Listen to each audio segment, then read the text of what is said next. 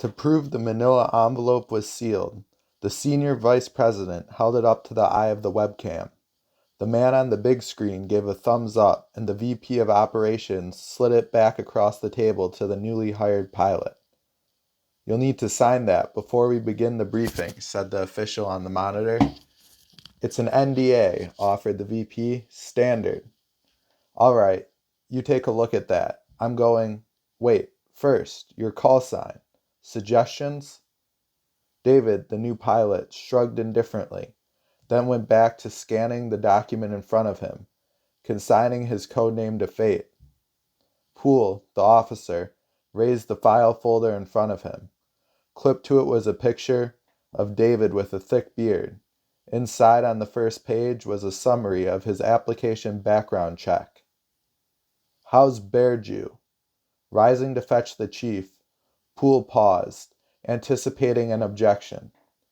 David was hardly paying attention to anything except the document before him, which he flipped through hurriedly. "Call sign BearJew it is." The VP let out a chuckle. "You're here. Go ahead and sign." He did his best to sound reassuring.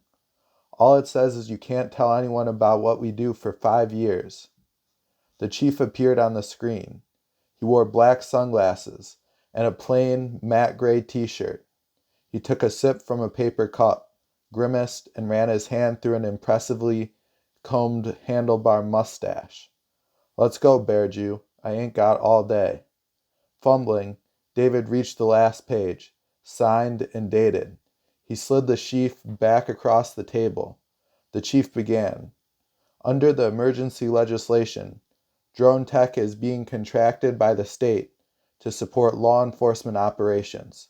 You will pilot surveillance missions over potential targets where we suspect social distancing is being violated. In some cases, you will fly over targets during operations to provide the team with real-time intelligence."